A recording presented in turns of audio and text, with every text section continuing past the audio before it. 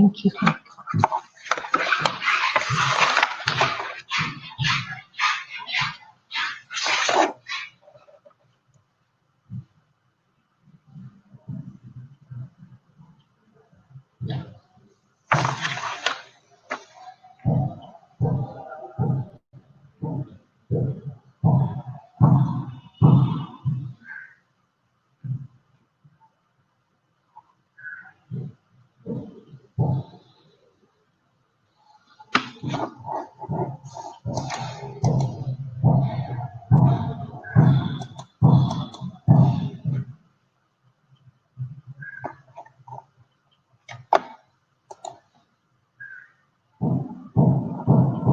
Okay, good morning student. आवाज आ रही है? सारा, नीला, मोहम।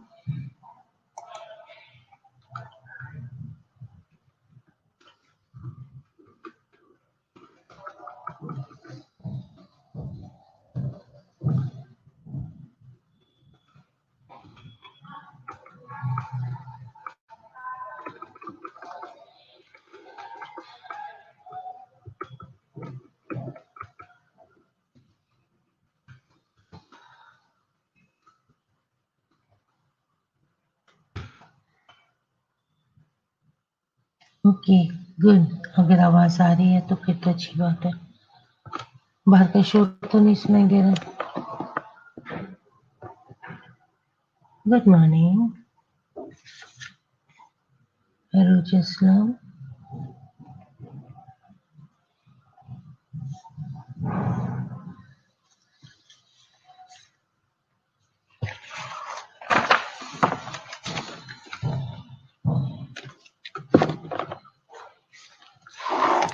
आ जाओ सारे, फिर मैं क्लास शुरू करूँ।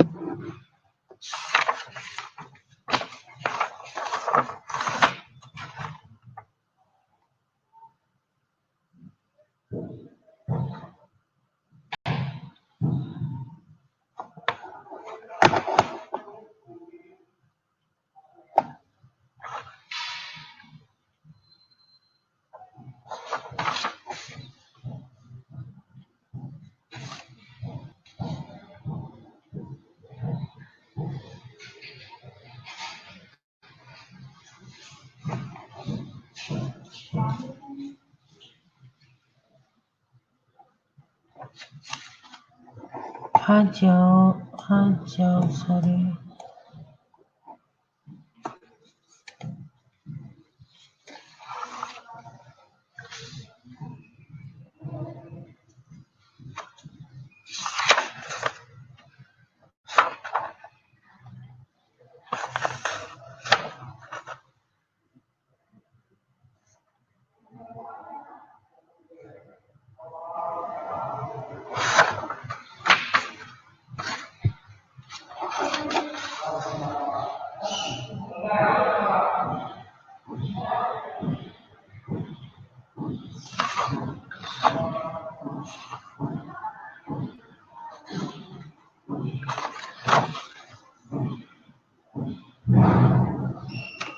आ जाओ।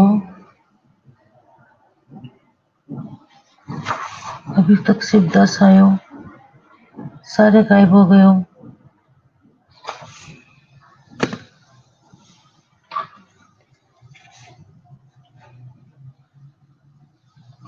ऑलराइट, आज हम शुरू करेंगे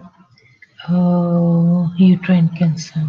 ठीक है, मैं पहले आप लोगों का थोड़ा सा इंतज़ार कर लेती थी, लेकिन अब मैं इंतज़ार नहीं करूँगी बेटा। मैं अपना टाइम से शुरू करूँगी और ख़त्म करूँगी, क्योंकि मुझे ये हर हाल में ख़त्म करना है। राइट हो गया Junaira?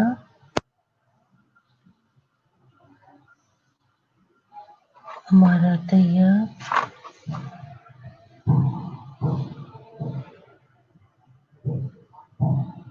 John, Jennifer, Abdullah, Junaira.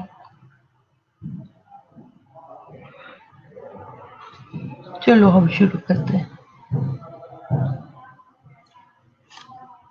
Uterine cancer, ठीक है। यूट्राइन कैंसर क्या है? हमारे ऑब्जेक्टिव्स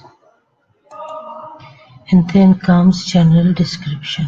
ठीक है, uterine cancer is one of the most common malignancy of female genital tract. Cancer कोई भी हो, it is always serious, but when it goes to uterus, तो uterine से वो सारा इधर उधर फैल जाता है.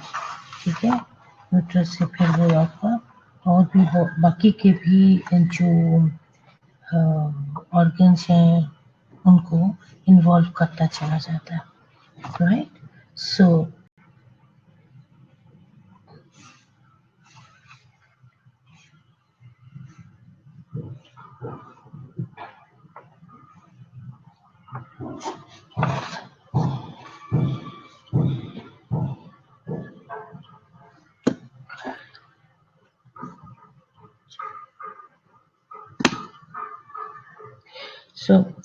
हम देखते हैं कि इसकी ये जेनिटल ट्रैक्ट की मोस्ट कॉमन मैलिग्नेंसी है. इंसिडेंस जो है वो वर्ल्ड वाइड में फैलती चली जा रही है. Overall 2% to 3% of women develop uterine cancer during their life time. ठीक है,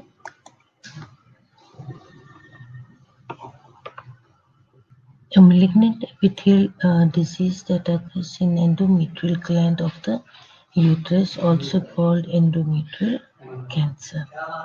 ठीक है, अगर एंडोमेट्रियल में अगर कैंसर हो रहा है ग्लैंड्स में उसका यूट्रस के, तो वो यूँ समझो कि वो कैंसर हो. आपका मेलिग्नेंसी जो मेलिग्नेंट एपिथेलियल है वो क्या बन जाती है, आपकी कैंसर में कन्वर्ट हो जाती है.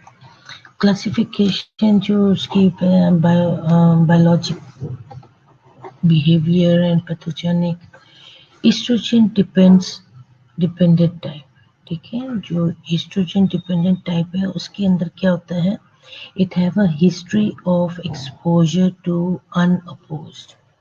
ठीक है, अनअपोज्ड एस्ट्रोजन, इधर एस्ट्रोजीनियस और एक्सोजीनियस, एंडोजीनियस या एक्सोजीनियस. अब इसमें उसकी हिस्ट्री, अब अगर आप उसकी हिस्ट्री लेंगे तो आपको पता लगेगा कि it can be unopposed estrogen. ठीक है, और ये आपको उसकी बायोप्सी वगैरह से ही पता लगेगा. हाइपरप्लास्टिक एंडोमेट्रियम में बेटर डिफरेंशिएटेड है ER plus positive and PR. ठीक है, what is ER and PR?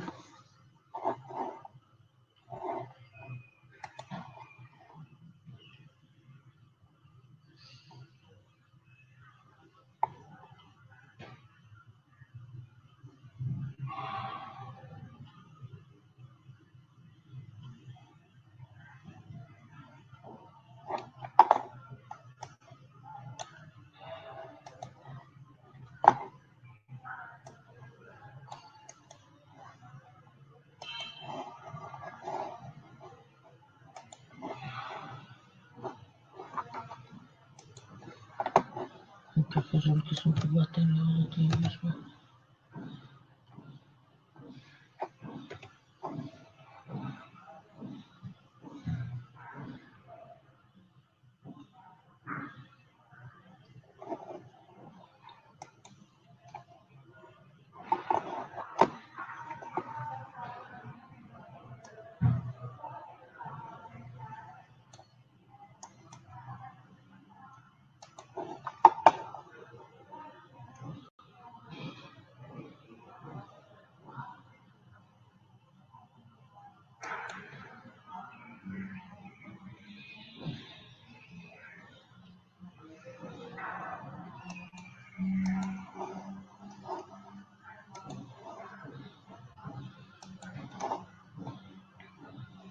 ठहर जो बताती हूँ.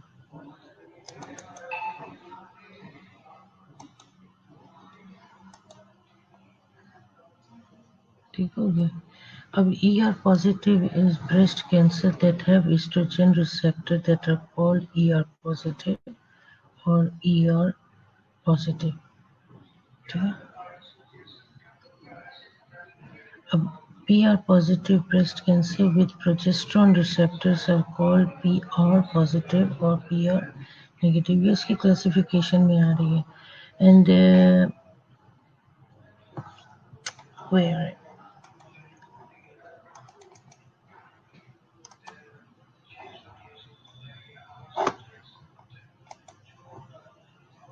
ठीक हो गया. ओके, ठीक है. और mere favorable prognosis. Estrogen independent type जो है कि have no sources of estrogen stimulation of endometrium. ठीक है. एस्ट्रोजन में it has no sources but arising in background of atrophic endometrium. उसने कहा कि less differentiated है, ये negative ER and negative PR and उसकी prognosis भी poor है. रिस्क फैक्टर में हम देखेंगे कि मेडिकल कंडीशन में किनको हो सकती है ये डायबिटीज मेलाइटिस हाइपरटेंशन वालों को, ओवरवेट ओबेसिटी को. ठीक है, दे आर रिस्क फैक्टर है कि इनकी वजह से भी हो सकता है. ठीक है, ओबेसिटी है, excessive estrogen is as a result of peripheral conversion of adrenaline derived into stenoid, adenoid, oh hey, androstenedione by acromization in fat. बहुत बुरी चीज़ है ये. बस ओबेसिटी याद रखो. ठीक है, ओवरवेट या ओबेसिटी है एंड लेट मेनोपॉज है. डायबिटीज है, ओवरवेट है, लेट मेनोपॉज है. That's all. ठीक हो गया. Diabetes, hypertension, overweight, late menopause, they are the risk factor in medical condition. Some gynaecologic diseases में long term endogenous and oestrogen exposure जो है, ठीक है, उसकी वजह से पॉलीसिस्टिक ओवेरियन सिंड्रोम हो जाता है, फंक्शनिंग ओवेरियन ट्यूमर हो जाता है, ओवुलेट एंड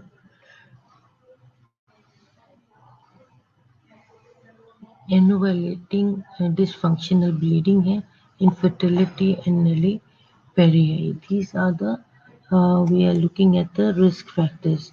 पहले फैक्टर था हमारा मेजर जो था वो था मेडिकल फैक्टर, जिसके अंदर diabetes, hypertension, overweight and late menopause आ गया. दूसरा है सम गायनोकोलॉजिकल डिजीजेस हैं जिनकी वजह से रिस्क पर हैं वो, जिनको पॉलीसिस्टिक ओवेरियन सिंड्रोम की प्रॉब्लम है, फंक्शनिंग ओवेरियन ट्यूमर की प्रॉब्लम है, एंड ओवुलेटिंग डिसफंक्शनल ब्लीडिंग है. ठीक है, एंड इनफर्टिलिटी या नलीपैरी वाले जो है वो लोग रिस्क फैक्टर पे उनका रिस्क फैक्टर है क्योंकि वो these people are on risk. अब वो लोग जो बहुत ज़्यादा यूज़ करते हैं प्रोलॉन्ग्ड यूज़ ऑफ एस्ट्रोजन की, prolong menopause estrogen replacement therapy without progesterone, prolonged use of एंटीजीनियस ये फॉर ब्रेस्ट कैंसर के लिए जो मेडिकेशन यूज़ कर रहे हैं उसकी वो बात कर रहे हैं कि उसकी बहुत ज़्यादा इस्तेमाल करने से भी हो सकता है. चौथी बात कहती है जेनेटिक फैक्टर है जिसकी वजह से ये हो सकता है ना. तो जेनेटिक फैक्टर में एंडोमेट्रियल एंड ओवेरियन कैंसर है जो साइमल्टेनियसली अकर हो जाता है in the other genital malignancy में. रिपोर्टेड इंसिडेंस जो इन्होंने बताया. फिर then there is a family history of tumour is higher. ठीक है, अगर फैमिली हिस्ट्री में ट्यूमर ज़्यादा है तो अब आपको अगर जेनेटिक फैक्टर और अदर फैक्टर्स में देखना तो सबसे पहले याद रखो there is a history of family history of tumour और there is an endometrial and ovarian cancer अगर ये जो मेलिग्नेंसी में हो जाती है और उसकी रिपोर्ट भी हुई। सो ये उसकी जेनेटिक फैक्टर है।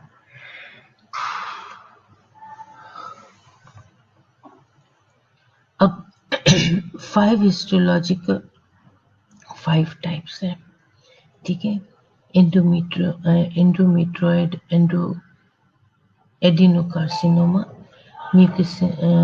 म्यूक्यूनस carcinoma, serous adenocarcinoma, clear cell carcinoma uses, ठीक है। सो ये कुछ 5 हिस्टोलॉजिकल सब टाइप्स हैं जो कि यूज हुए, राइट।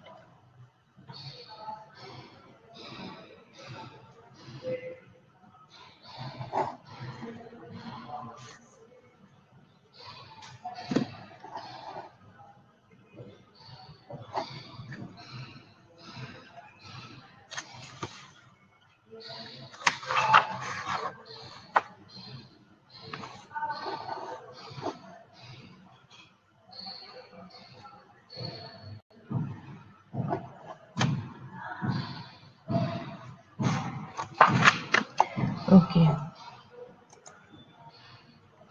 5 हिस्टोलॉजिक सब टाइप में एंडोमेट्रॉयड एडिनोकार्सिनोमा, ये आपको उसकी शक्ल है इस तरह। Account for 80 to 90% well differentiated है, प्रोग्नोसिस इसकी अच्छी है इसकी, ठीक है। ये ज़्यादा इसकी कोई खराब हिस्ट्री सुनने को नहीं आई, सो प्रोग्नोसिस उसकी बेहतर है। और म्यूसिनस कार्सिनोमा जो है वो बहुत रेयर है, ठीक है। Most of them is well differentiated, behaviour is similar to that of common endometrial carcinoma की एंडोमेट्रियल से मिलती जुलती है। सो इट इज ऑल्सो जो है सिमिलर है।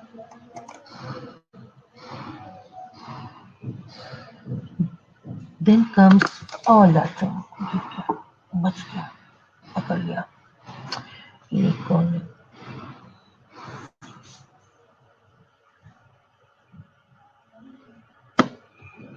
ठीक हो गया। अब से दूसरा नंबर है architecture is in identical with complex papillaries, most aggressively with a deep myometrial and lymphatic invasion, simulating the behavior of ovarian carcinoma। जब मैं पढ़ा था उससे थोड़ी सी उसकी बिहेवियर मिलती जुलती है। So these are about the serious carcinoma. Clear cell carcinoma,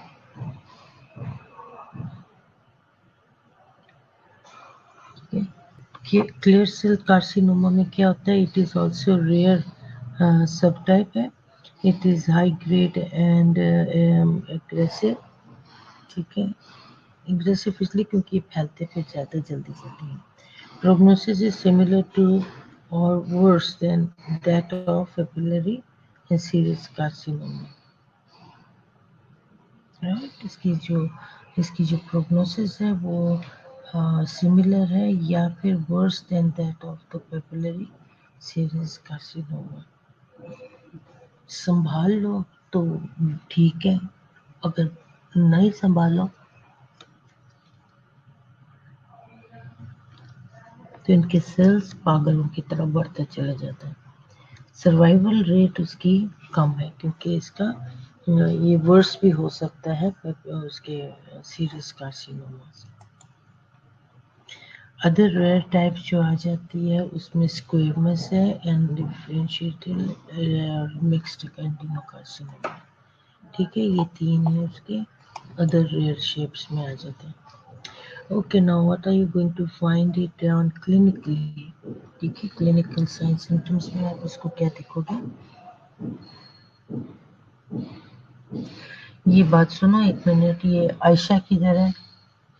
Hadika Asif, Hafsa फरवा, मदीहा फातिमा, मनूर तो आती नहीं है, ठीक है। और ये फैसल किधर है? फैसल भी नहीं आया।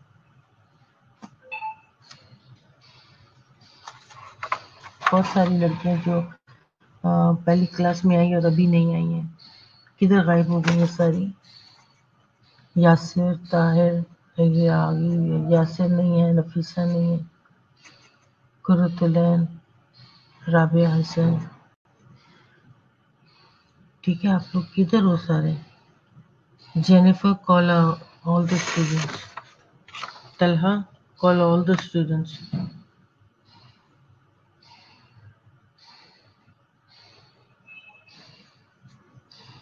बहुत बुरी बात है, आप लोग एक क्लास में हैं और दूसरी क्लास में गायब हो रहे हैं।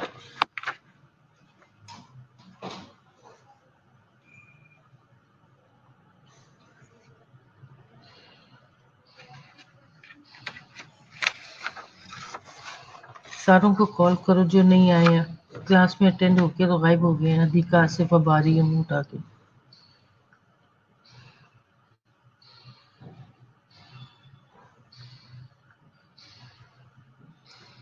जल्दी से आओ सारे।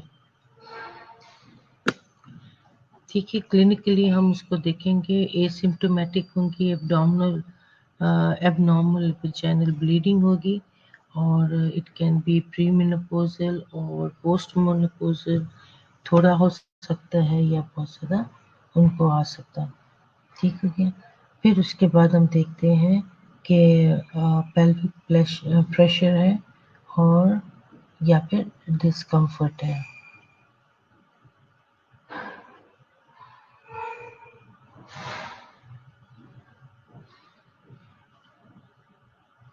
हाँ, तो इसकी नेट इश्यू है, तो इसका नेट इश्यू अभी होना था। नेट इश्यू उसमें पहली क्लास में नेट इश्यू हुआ नहीं है और अभी नेट इश्यू शुरू हो गया उसका। कितनी दफ़ा आप लोगों को कहा है कि ये कोरोना पता नहीं हमारी जान छोड़ेगा कि नहीं, अपने लिए ये डिवाइस लेके रख लो।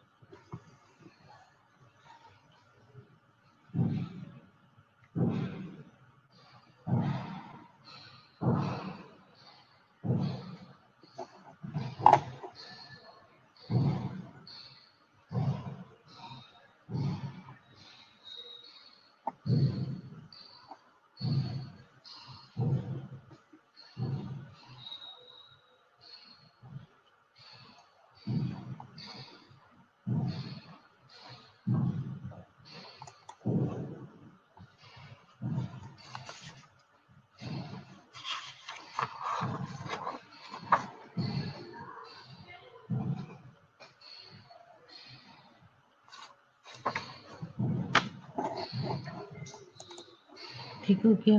अब पेल्विक प्रेशर डिस्कम्फर्ट उसको यूट्राइन एनलार्जमेंट और uterine extra uterine disease spread जब वो हो रहा है तो ज़्यादा उसको प्रेशर डेफिनेटली फील हो रहा होगा।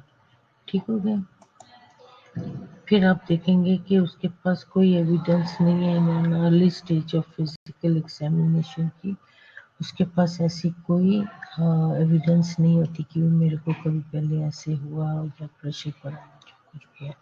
सो slight enlargement in uterus size and soft uterine size and soft, अगर उसको अगर आप देखेंगे तो उसकी enlargement पहले से थोड़ी सी ज़्यादा हुई है और नरम है। यूट्रस फिक्स है और इमोबाइल है। Adrenal Naxal mass in the advance stage में आपको ऐसे फील होगा। ठीक है, उसमें आपको वो फिक्स है, इमोबाइल है यूट्रस और एडवांस उसके एडवांस स्टेज में ये सब कुछ हो रहा है।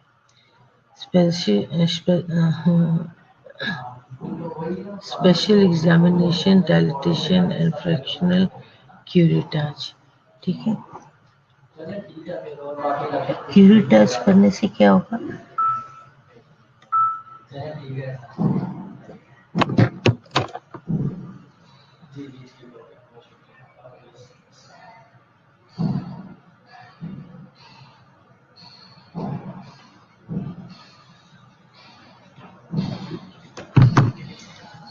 अब उसमें क्या है, most effective definitive procedure and commonly used. अब ये एग्जामिनेशन और क्यूरेटाज जो बता रहे हैं, डायलिटेशन और फंक्शनल क्यूरेटाज के बारे में जो बात बता रहे हैं, वो ये बता रहे हैं कि ये इफेक्टिव है और ये प्रोसीजर बहुत कॉमनली इस्तेमाल होता है। क्यूरेटाज में मैंने आप लोगों को बताया था, वो एक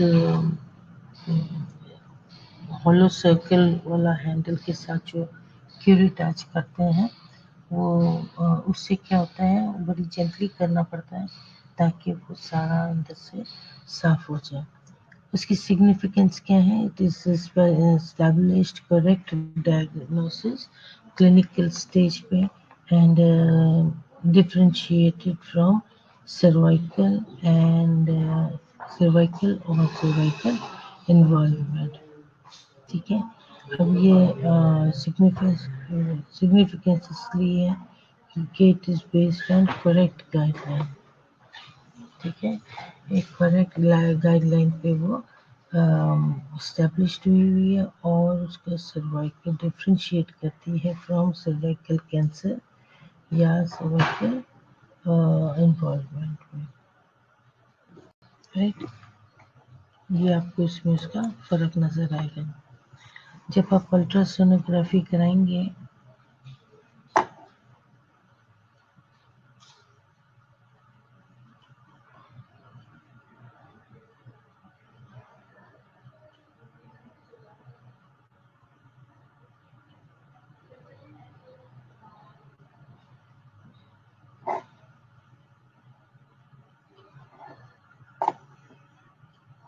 जब आप उसकी अल्ट्रासोनोग्राफी कराएंगे तो ये क्यों कराएंगे, इसलिए क्योंकि it is useful and adjuvant method है।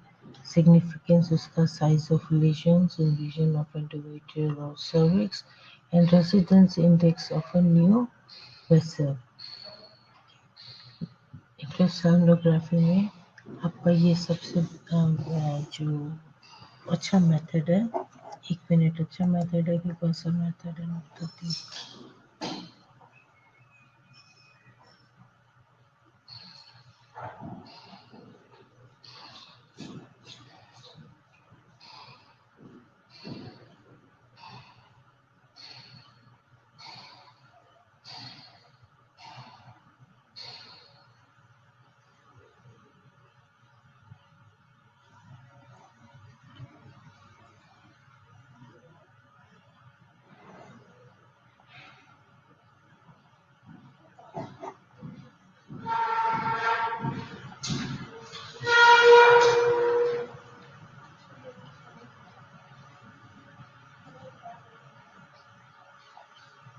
जो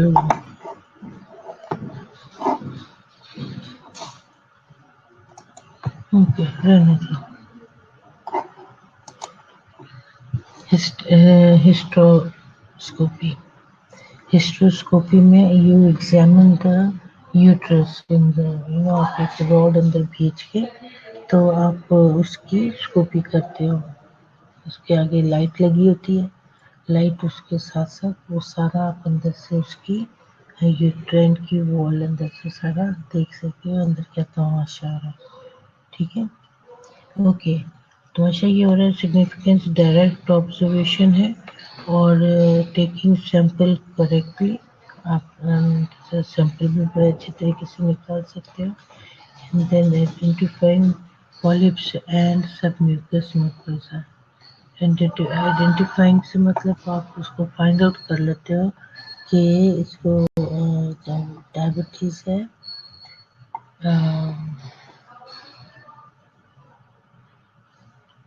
पॉलिप्स है या सब म्यूकस मायोमा। डायबिटीज मेरे मुंह से पता नहीं क्यों निकल गया। ठीक है, सो आप उसमें देख सकते हो, उसको स्कोप के अंदर डाल के अच्छे तरीके से उसके पॉलिप्स देख सकते हो और उसके सब म्यूकस वो देख सकते हो। Pap test always is taken by swab, external swab के साथ लिया जाता है। Unreliable diagnostic test, वो लोग रिलाई नहीं करते हैं। 30% to 50% abnormal रिजल्ट। अब ये जो है ये जो टेस्ट रिजल्ट्स है इनकी आप इस पे ज़्यादा बिलीव नहीं कर सकते हो, ठीक है। तो एनीवेज ये भी टेस्ट होता है, पैक टेस्ट। हम लोग जिस लेबोरेटरी में जाते होते थे, मुझे भूल गई है कितनी कहाँ की थी, वो इस्लामाबाद की थी, कहाँ की थी। उनकी लैब में जब हम लोग गए थे, ये क्यों सबकी ड्यूटीज लगी थी, हम लोगों को भी वहाँ पे बैकपैक्स वगैरह के लिए भेज दिया था। वहाँ पर तो ऐसा कुछ नहीं दिखा मैंने, लेकिन वो कंटेनर के अंदर का जो स्वाब और वो स्टील तरीका होता है उनका, वो हमने देख लिया था कि वो कैसे करते हैं। वो हमारी टीचर ऊपर ही बैठी हुई थी, उसने कहा आ जाओ आ जाओ आ जाओ आ जाओ, देखो ये कैसे करते हैं। सब लोग अपनी अपनी जगह पर बैठ गए, फिर अपना अपना रिजल्ट देख रहे हैं। तो किसी का वो जो नहीं होते हैं ये लेबोरेटरीज में स्पेशल किस्म की कंटेनर्स, छोटी छोटी ग्लास राउंड कलर की होती है, उसके ऊपर उन्होंने वो स्पेसिमेन अजीब किस्म का होता है वो रखा होता है, और फिर उसके अंदर वो जो बायोप्सी के लिए जो भी उन्होंने लाके ट्यूमर्स वगैरह रखे होते हैं, वो सारा उधर सेट करके रखा हुआ था। और कितने कितने साल से वो पड़ा हुआ था, और वो वैसे का वैसे कि ये ऐसे होता सैंपल दिखाने के लिए कि ये वो सैंपल है, ठीक है। एनीवेज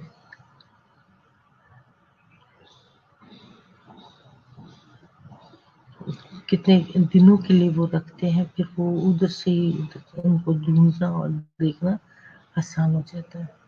ओके, फिर अदर्स में आ जाता है, एमआरआई करवा सकते हो आप अपना, हाँ जो रेडियोलॉजी का काम है, ठीक है। ये में एमआरआई ऐसी थी यूटीआई में वो करा नहीं होगा, ठीक है।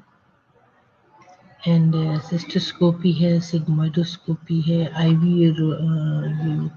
यूरोग्राफी है, चेस्ट एक्सरे है, एंड एमआरआई किस्म की इन्वेस्टिगेशन है जो कि आप उसके लिए कराओ। डायग्नोसिस में आप क्या करोगे? डायग्नोसिस में यू टेक द हिस्ट्री, आप you will look for this clinical science, related risk factors देखोगे, और फैक्टर सिम्टम्स देखोगे, डायग्नोस्टिक मेथड्स देखोगे। So this is the nursing diagnosis.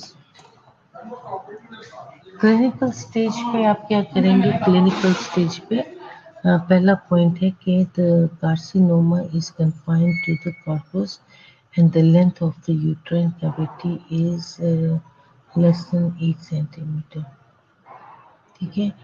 The second point is that the carcinoma is confidential confined to the corpus and length of the uterine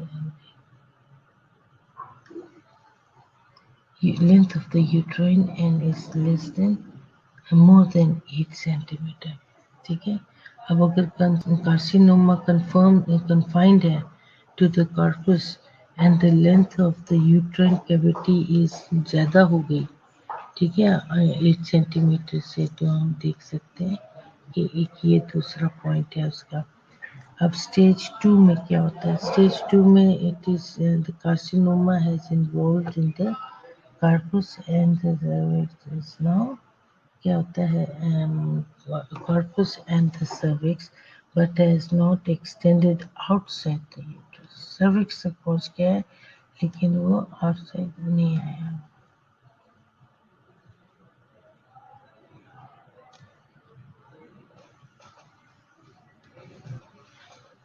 okay, ये था आपका stage 2। Stage 3 में होता है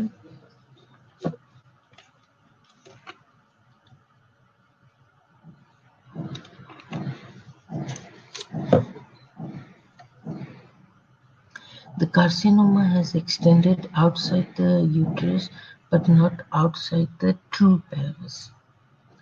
Now, what is the true pelvis and false pelvis? ये भी होता है, ठीक है, ट्रू pelvis भी होता है, false pelvis भी होता है. So it is, but it is not outside the true pelvis. Okay, the third and fourth. Now fourth one, the fourth stage. Um, the carcinoma has extended outside uterus.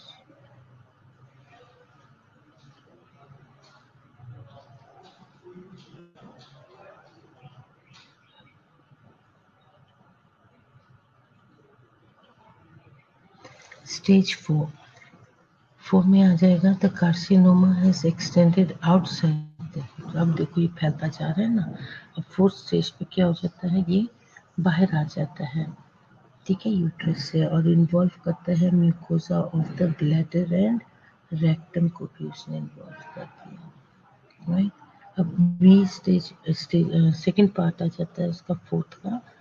And the carcinoma has extended outside the true pelvis and spread the distant organs. Distal organs. अब उसने, आप देखते हो कि जो cancer है वो extend कर रहा है आउटसाइड द यूट्रस से थोड़ा सा बाहर, लेकिन ट्रू पेल्विस से ज़्यादा आगे नहीं जा रहा. नंबर फोर्थ स्टेज में क्या करता है कि the carcinoma has extended outside the uterus, which means कि जब उसका कार्सिनोमा देखा तो देखा कि उसका फैलाव कहाँ तक आ गया है. उसका फैलाव जो है वो ज़्यादा फैलता जा रहा है. पहले उसने कहा कि वो उससे बाहर नहीं है, लेकिन वो अब उसके अंदर आ गया है कुछ, ठीक है. अब फिर जब उस थोड़े से पॉइंट से नीचे आया तो उसने क्या किया कि ब्लैडर और रेक्टम को इन्वॉल्व कर लिया, ठीक है. जब ब्लैडर और रेक्टम को उसने इन्वॉल्व कर लिया तो स्वेलिंग और permit the such as,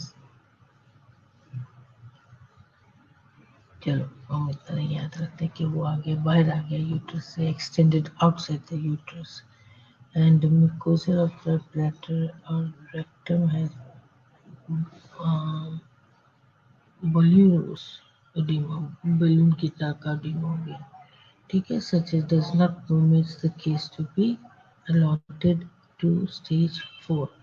अब स्टेज 4 में क्या होता है, यही कार्सिनोमा एक्सटेंड कर गया outside the true pelvis,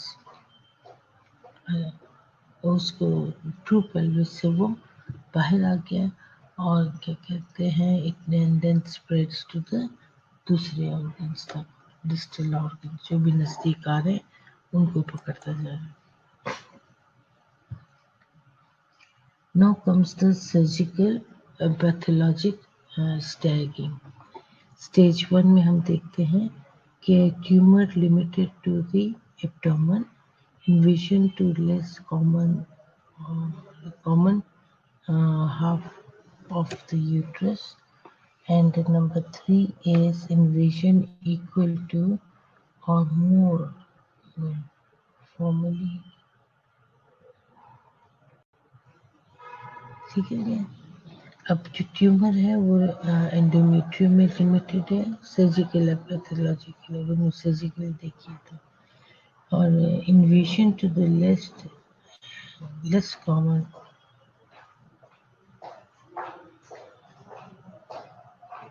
is less the half of the myometry, and number C जो है कि वो invasion equal to or more than full of the equipment.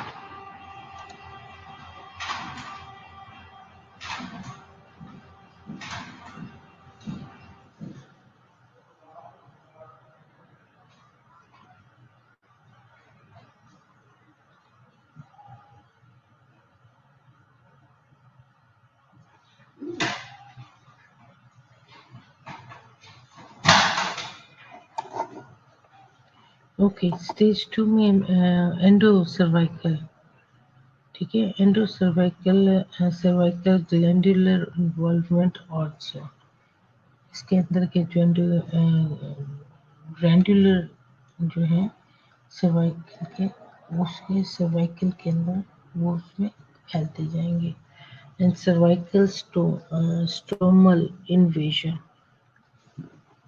ये क्या है, सर्वाइकल जो है उसको थोड़ा सा वो एबनॉर्मली इन्वेड करेंगे और उसके जरिए भी वो देख सकते हैं।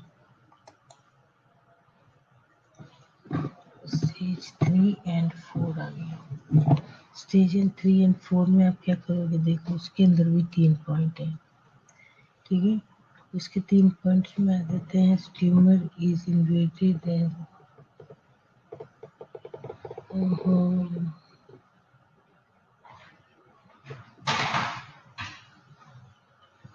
the tumor invades the seasonal serosa of the corpus and you try or evidence.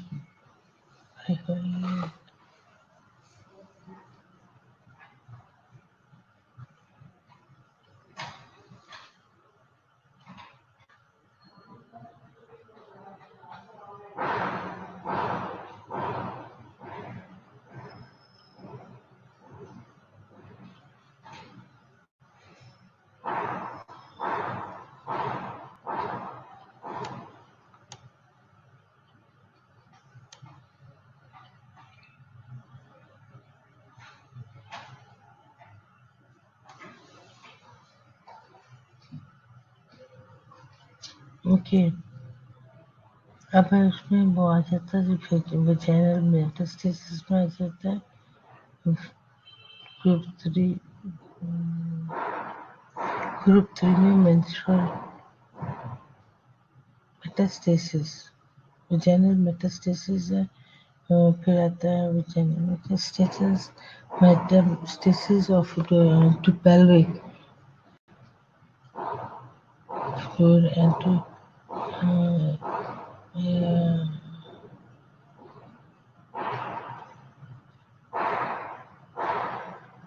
यार ये दरवाजा कौन खुला छोड़ देता है, इतना शोर आ रहा है बाहर से।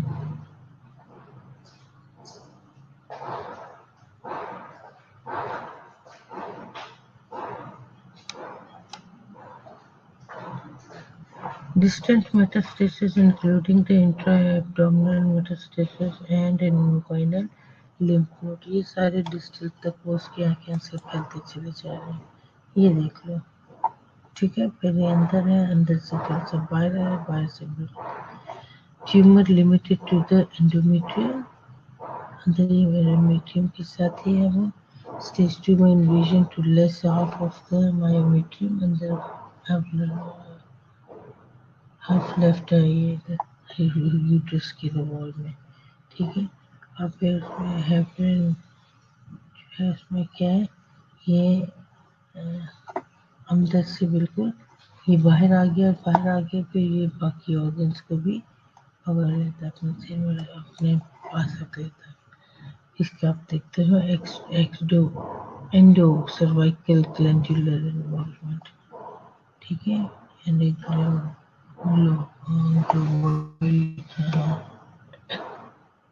ग्लैंडुलर इन्वॉल्वमेंट है। और फिर स्टेज 2 का जो बी है, सर्वाइकल स्टोमल इन्वेजन, ये है।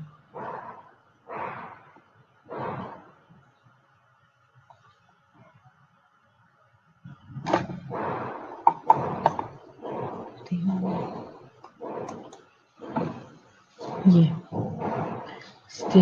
स्टेज 3A में हमने देखा tumour invades in the serosa of the corpus luteum, corpus uteri and और adnexa and the positive cytological finding, ये इसके अंदर, ठीक है। स्टेज 3 में वेजाइनल मेटास्टेसिस और क्या कहते हैं, स्टेज 3C में आ जाएगा metastasis to pelvic and para aortic lymph nodes। Aahista Aahista जाता रहता है, मिलता रहता है। एकदम नहीं करेंगे इस तरह ग्रेजुअली। स्टेज 5 में ट्यूमर इन्वेजन ऑफ ब्लैडर, ये देखो अभी यहाँ से ब्लैडर की तरफ, ऊपर की तरफ जा रहा है, ब्लैडर की तरफ।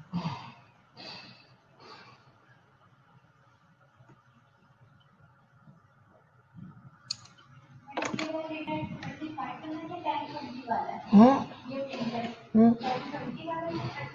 35 है।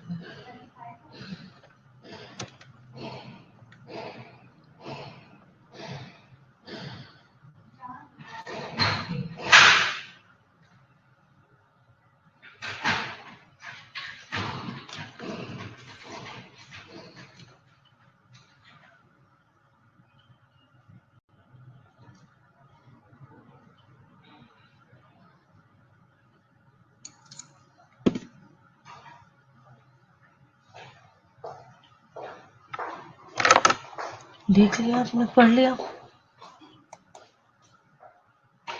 ट्रीटमेंट में आप क्या करोगे? सर्जरी है, रेडिएशन है, कीमोथेरेपी है, हार्मोन थेरेपी है। अर्ली स्टेज में आप surgery plus post operative adjuvant therapy है। ओके, अभी मैं ये एडजुवेंट थेरेपी को देख के बताती हूँ।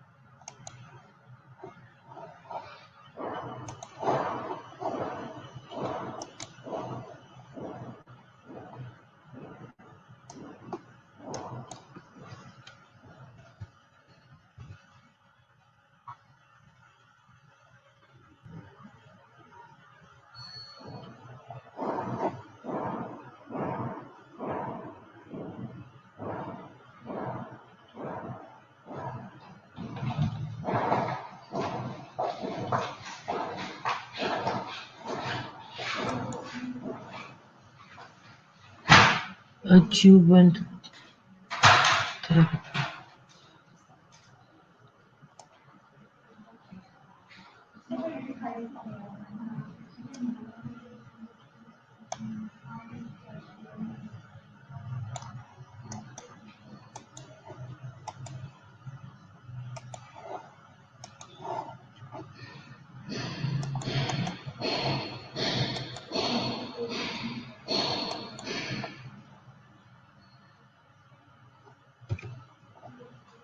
ठीक हो गया।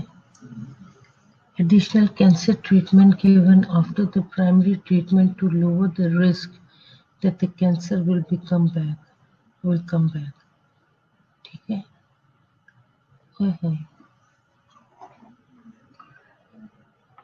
थेरेपी में include chemotherapy, radiation therapy, hormonal therapy, targeted therapy और बायोलॉजिकल थेरेपी, ये सारी चीजें इसको इंक्लूड करते हैं। ठीक है, ये एडवांस स्टेज में चले जाते हैं।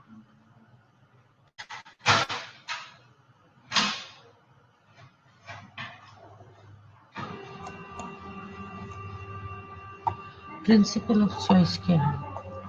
जनरल कंडीशन होनी चाहिए, ठीक है, उसकी age of complication, clinical stage उसका कैसे है, और ट्यूमर पैथोलॉजिक टाइप उसकी किस किस्म की है। दिस इज द प्रिंसिपल कि you need to know about this. Surgery में आपका ऑपरेटिव पैथोलॉजिकल स्टेज है, finding diagnosis irrespective of remove the uterus and metastasis.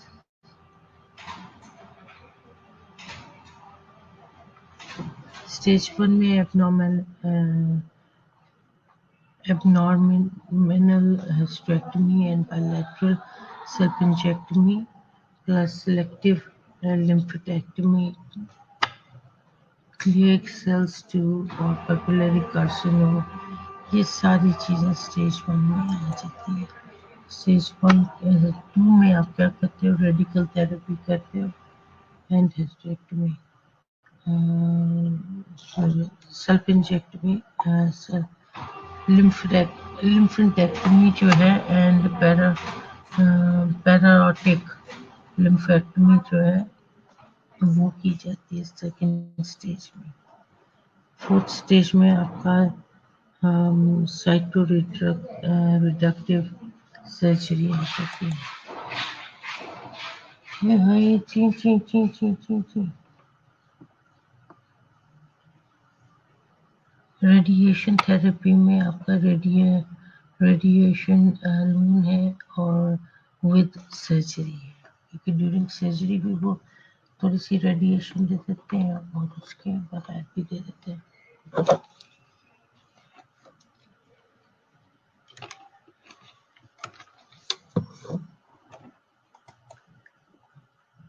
Okay, ये आपका रेडिएशन कंबाइंड सर्जरी है और radiation after surgery, adrenal serosa pyramid and spread, vaginal metastasis and lymph node metastasis और intraperitoneal spread है, bladder and rectal invasion है and myoinvasion 50%, ठीक है, and G3 just इसका क्या G3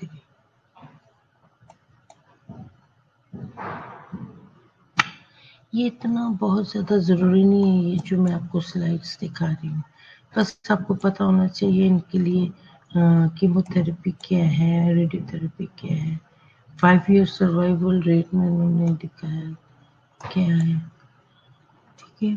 पेशेंट को अपने फॉलो अप के लिए बुलाना है, ठीक है। नर्सिंग मैनेजमेंट में आप क्या करोगे,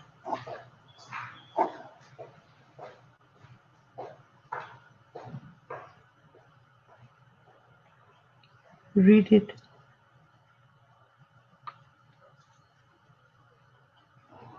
पेशेंट की सुनो, क्योंकि वो डरा सहमा बैठा हुआ है, ठीक है, कि पता नहीं उसके साथ क्या होने लगे, सर्जरी के बाद वो किसी को देख पाएगा भी कि नहीं, राइट।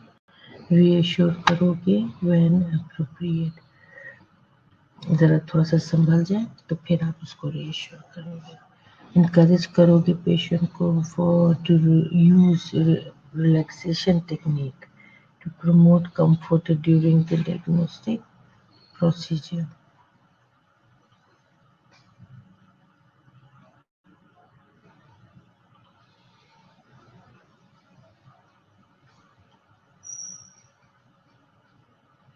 ठीक है, encourage the patient to use relaxation to promote comfort during the diagnostic procedure के दौरान उसको आपने encourage करना है, मॉनिटर करना है पेशेंट के रिस्पॉन्स को to therapy through frequent back test and cone biopsies as ordered. Watch for complication related to therapy by listening to the observing the patient, ठीक है, and then monitor laboratory studies and obtain frequent vital signs.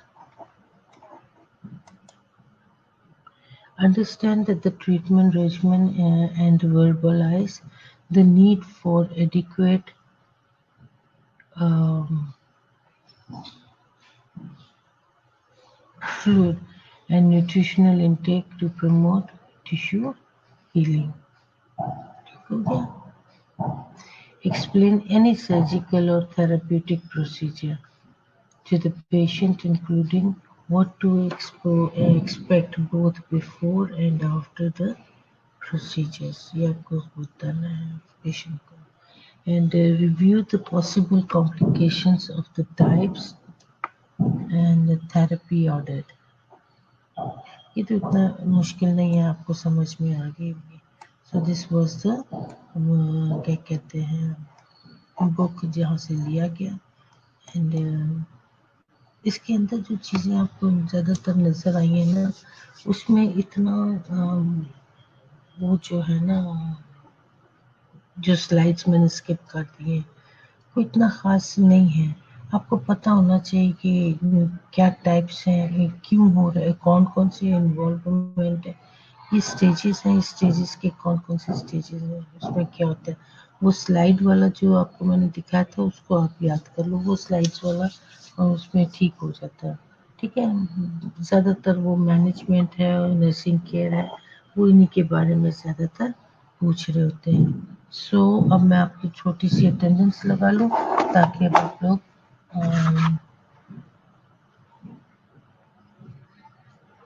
अब सना नाज आखिर में आके तब सिर्फ attendance लगाने आई है।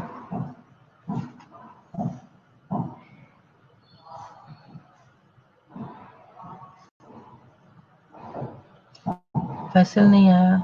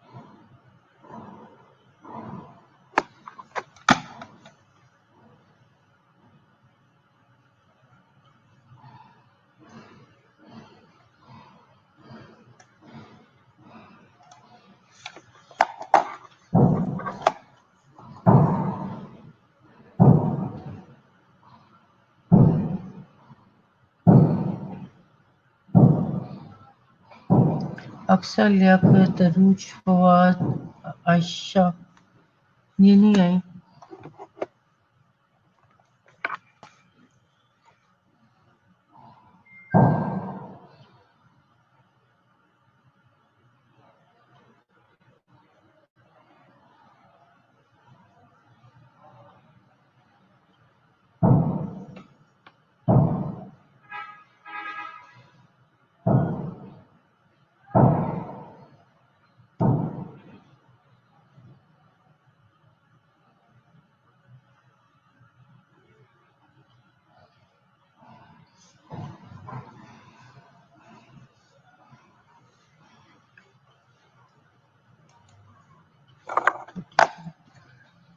Three, 6, and 9, 10,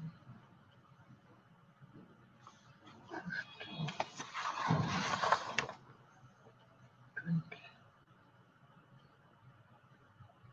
5, 6.